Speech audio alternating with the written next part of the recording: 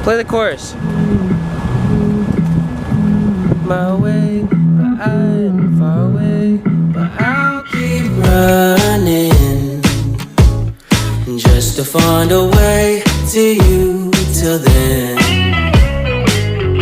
I've been running. Saya Deyani Puzianti.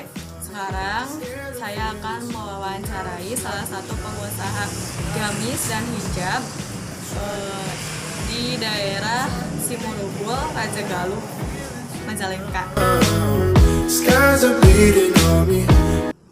Nah, saat ini saya bersama pemilik atau owner dari usaha hijab dan gamis. Ada peran juga ternyata. Nah, di sini ada saudari, silakan memperkenalkan diri. Baik, Assalamualaikum warahmatullahi wabarakatuh. Nama saya Ika Sintiawati. Saya sebagai owner dari Hijab Store. Nah, di sini kan usaha langsung saja ya, berarti. Di sini kan sesuai dengan namanya ya, Ika Hijab Store. Berarti otomatis menjualkan produk hijab, gamis dan juga aneka fashion muslim lainnya lagi. Nah, bagaimana sih awal mula untuk memulai usaha ini, usaha di bidang ini? Silakan. Awal mula dari usaha ini sebenarnya iseng-iseng doang. Iseng doang dulu pas kuliah semester 5 kalau nggak salah. Kuliah semester 5 kan dulu kalau kuliah pakaiannya bebas ya, pakaiannya bebas. Terus teman-teman yang di kampus tuh nanya tiap saya pakai baju, nanya katanya, ih bajunya bagus katanya. Kenapa? Pengen tak? Kan gitu. Pas itu, ya sih pengen katanya. Ya udah sok. Emang dulu kan nggak punya basic jualan baju, apalagi jualan hijab, apalagi jualan gamis yang kayak gini kan. Terus kata dia tuh, ya sih pengen. Dulu jualnya outer yang cuma ganti kayak gitu. Nah habis itu, ya udah sok. Siapa aja yang mau? Terus habis itu kan punya sahabat 6 orang. Udah saya juga mau, jadi kan udah pesan samaan aja udah samaan dulu iseng sih emang nggak buat serius. Ya udah sok. Terus habis itu udah kan belanja di tempat yang sama, habis itu dijual lagi. Terus teman-teman yang lain tuh dari di luaran sahabat itu tuh teman-teman yang sekelas pada nanya, ih bajunya bagus katanya. Pengen. Oh ya udah sok siapa aja yang mau dibeli. Ya banyak yang tertarik. Habis itu ya udah kan lumayan buat pembagian. Ya udahlah sok ditulis aja siapa yang mau dipesan aja. Udah banyak yang pesen kan, hampir berapa orang gitu tuh yang pesen baju gitu. Tapi dulu mah bajunya tuh sesuai yang dipakai gitu. Jadi aku tuh pakai yang itu, terus teman-teman pengen udah sok. Habis itu punya keuntungan tuh dari situ, uangnya diputer, ya diputer modal. Habis itu berani ngambil di luar yang aku pakai tuh, jadi berani ngambil stok gitu. Dari ngambil stok bawa ke kampus. Habis itu bagus sih bajunya, pengen. Udah so kan balik lagi terus terkumpul dulu tuh sampai dari modalnya tuh kan cuma modalnya emang cuma isi doang tadinya gitu. Terkumpul 200.000. Terus gitu tuh dari 200.000 tuh diputar lagi. Habis itu gimana ya kalau kita jual hijab gitu, tapi hijabnya sempat. Nah dulu tuh sempat katanya kan, kata teman-teman, udah daripada ngambil hijab langsung ke pasar kan mahal, udah kita beli aja kain gitu. Terus dibantu sama teman-teman, ya udah beli kain yuk, kain. Itu kan beli kain terus dijahit, timpas minang kayak gitu. Nah di situ uangnya dikumpulin, ditabung, ya udah jadi sampai sekarang gitu. Tapi kalau sekarang pas buka toko emang awal mulanya tuh dulunya ada orang yang percaya gitu. Jadi ada beliau tuh punya grosiran. Nah grosirnya tuh mau tutup. Nah jadi pas grosirnya mau tutup kan barangnya masih banyak tuh. Udahlah sok kepercayaan, sok jualin nanti bayar selakunya. Kalau yang laku tinggal bayar, kalau yang enggak udah balik lagi barangnya. Nah kan di rumah tuh numpuk tuh, di rumah numpuk barang. Habis numpuk barang, kenapa nggak buka toko aja kan? Kalau di rumah kan kesannya tuh orang-orang kan pada nggak tahu ya kalau di rumah. Udah buka toko, Dari tempat yang strategis gitu. Dari tempat udah buka lagi toko yang sekarang itu dari uang yang terkumpul yang ini udah jelas ya putar lagi gitu. Nah jadi modal awalnya tuh dapat kepercayaan dari orang lain, padahal itu nggak kenal sama sekali. Berarti modal pribadi itu nggak mengeluarkan modal untuk ini. Jadi cuma modalnya dari keuntungan gitu. Jadi modalnya itu jadi lebih ke jasanya ya, jasa kitanya menjualkan punya orang lain. Terus apa saja sih produk atau barang yang dipasarkan atau dijual di usaha ini? Kalau pertama sih emang fokusnya di kerudung. Awal mulanya emang fokus di kerudung. Emang yang nitip juga nitip kerudung kan. Kebanyakan nitip kerudung, emang grosir kerudung tadinya. Terus ada kakak di Bandung, dia tuh punya konveksi. Nah konveksi gamis. Nah dari di Bandung tuh kan kalau konveksi bikinnya langsung partai banyak. Nah di Bandung tuh katanya ini ada barang mau nggak, nanti bayar selakunya sama gitu. Jadi nggak mengeluarkan modal, nggak mengeluarkan modal. Ya udah kalau percaya so jadi disimpan tiap minggu dikirim dari Bandung dikirim ke sini. Itu kan kok seru gitu ya jual gamis gitu, seru jual gamis. Udah makan dibantu kampusnya harus pakai gamis kan di kampus Islam kan. Agamis gitu ya. Karena di kampus kan kan jual gamis ada ya udah pengen sih pengen tapi kan harganya terjangkau ya 75 85 jadi masih terjangkau sama anak-anak kuliah. Udah dari situ fokus di gamis sama kerudung gitu. Terus akhir-akhir ini tiap Idul Fitri itu banyak yang minta kena gitu kan, peminat kena tuh banyak, tapi kalau mau kena biasanya adanya setiap mau lebaran. Jadi kalau lebaran Nyetok banyak. iya kalau mau lebaran tuh stoknya banyak. Jadi sehari itu kadang aku sampai 20 kena kalau mau Pas menjelang lebaran tuh ya. kadang keteteran tahun kalau nggak salah kan pandemi ya. Nah tahun kemarin hampir 300 kena. Laku dalam beberapa minggu berarti menjelang lebaran. Terus apakah apa ya ada niat gitu untuk membuka cabang lagi di sini kan emang udah paten gitu ya, udah jadi gitu dari awal-awal mulai merintis usaha. Nah apakah ada minat atau ada niatan lagi untuk membuka cabang di mana gitu? Kalau buka cabang emang nggak ada niatan ya, insya Allah pengen buka cabang lagi kan. Kalau memang usaha sini aja kan terlalu monoton ya, jadi pengen buka cabang di masih sekitar Majalengka tapi bukan di daerah Lebanon, contohnya daerah Kuning atau daerah Jatiwangi atau daerah Kabupaten Lengkong daerah sana. Jadi beda tempat lagi. Tapi belum berani kalau buka cabang di luar kota, Masih lingkup kota sendiri? Iya masih Majalengka. Ada sih temen kampus katanya nawarin masih buka cabang di Cirebon, tapi insya Allah Cirebon pengen buka.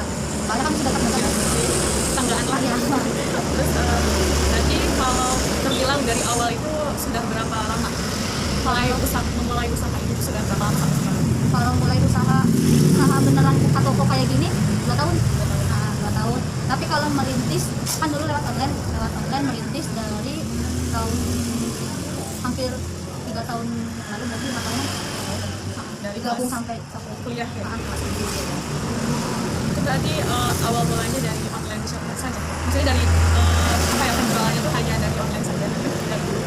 Online kalau baju dulu khususnya online, jadi kayak ngedropship. Nah sistemnya dropship kalau di baju. Kalau kerudung udah ada gitu, jadi kan emang kerudung bikin sendiri. Nah kalau kerudung restock ya? ya ada stoknya kalau kerudung, tapi kalau baju masih cuma jual gambar Tapi ternyata banyak yang minat juga kan ya? Iya. Sekarang berarti sistemnya bisa online juga, bisa langsung ke store juga ya? Terus berapa sih keuntungan dari pendapatan usaha ini? Misalnya dari tiap per hari, per minggu atau per bulannya gitu? Kalau pendapatan sih kan nggak nentu ya, apalagi kalau jualan baju kayak gini kan kayak musim-musiman gitu. Nah kalau keseharian kayak gini kan ya agak sepi sebutnya. Tapi kalau lebaran gitu, bulan Ramadan itu bisa sampai per bulan tuh pernah dapat 50 juta. Itu omset kotor, keseluruhan berarti? Ya jadi kan dari 50 juta itu kan diputar lagi. Jadi dia nyetok barang nih, contohnya nyetok barang sehari kan langsung belanja berapa juta. Nah sehari itu kadang langsung habis kalau Ramadan. Jadi barang tuh emang benar-benar rebutan, rebutan. Jadi belanja lagi terus sampai belanja hampir 2 hari sekali kalau Ramadan. Pas menjelang lebaran lebaran ya? Apalagi kalau menjelang Idul Fitrinya tuh pas malam akhir sampai kosong ini tuh kosong, emang benar-benar rebutan. Terus di sana bisa udah tutup. pada kesini juga ya, maksudnya nyerbu langsung juga, nggak hanya di online saja. Justru kalau lebaran kebanyakan offline. Soalnya kan kalau lebaran orang-orang identiknya pengen lihat bahan kan, pengen lihat model. Kalau keseharian kebanyakan online, soalnya kan banyak yang mager. Mager terus kan kalau online lebih efektif juga kan, ya keep transfer dan sampai. Kalau sehari-hari mah ya paling omset kotornya tuh sekitar 10 sampai 15. Kalau bulan? Iya, di bulan biasa gitu, maksudnya kalau di bulan lebaran atau Ramadan gitu ya? Di bulan-bulan biasa paling 10 atau 15 gitu. Kalau Ramadan berapa? Ini kan emang maksudnya lebih ke di kehidupan usaha keluarga juga ya, maksudnya tuh untuk menjaga toko kayak rollingan sama keluarga gitu ya. Nah untuk yang di sistem online itu ada reseller atau gimana? Reseller banyak, reseller tuh udah tersebar di Bekasi ada, di Jakarta ada, di Jakarta Barat, terus di daerah Raja Galuhnya banyak. Kalau di daerah Raja Galuh, jadi sistemnya tuh kayak ada yang pesan, ya udah dikip aja dulu gitu. Tapi jadi nanti ditumpuk, nanti per orang, jadi kalau pesan itu langsung banyak. Nah kalau di Jakarta, Bekasi kayak gitu, Bandung, sistemnya mereka setiap pembelian langsung dapat beli, mereka dapat wisata. Jadi mungkin kesini tuh langsung banyak gitu ya kalau yang di luar kota. Kalau di luar kota emang berarti ongkos juga. Ya, mungkin. Terus untuk apa jangkauan wilayah atau kotanya udah berapa banyak? Kalau pengiriman paket itu Majalengka udah pasti ya, Majalengka, Cirebon, Indramayu, Kuningan, Bogor, Bekasi, Bandung, Jakarta Barat, Balikpapan, terus Palembang udah pernah. Terus luar negeri itu pernah ekspor ke Hongkong, Singapura, Malaysia, Taiwan. Udah banyak berarti ya, Iya. maksudnya tidak hanya di dalam kota gitu, Iya. maksudnya udah keluar kota bahkan keluar negeri juga. Ya, soalnya kalau di luar negeri itu kayak ada TKI dari sini. Jadi kayak udah percaya sama toko Ika Hijab Store. Ya udah kirim barang yang kira-kira baru. Jadi tiap bulan tuh ekspor ke Hongkong. Untuk ini kan emang basicnya yang lebih ke agama ya, agama Islam, maksudnya lebih ke muslimah gitu ya. Berarti di sana itu TKI yang mungkin di lingkupan yang Islami juga ya berarti. Justru baru tahu kalau Malaysia kan emang kebanyakan Islam. Nah, Hongkong, Taiwan, sama Singapura ternyata di sana tuh banyak kajian.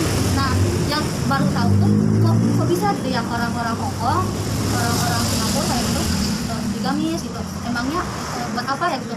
Mungkin dijualnya ke TKI lagi, tapi kan pakai dolar, harganya pakai dolar. Nah, pas ditanya ke yang reseller di sana tuh, katanya di sini sering banyak kajian. Jadi ustadz kayak Ustadz Yusuf Mansur, Ustadz Abdul Somad dari Indonesia tuh banyak yang sama di sana. Jadi untuk tiap minggu tuh kajian mereka. Jadi kayak rutinan pengajian gitu. Jadi setiap minggu atau setiap Jumat ada acara kegiatan kayak gitu. Nah, itu tuh mereka tuh yang TKI itu pakai gamis jasa yang terbaru gitu.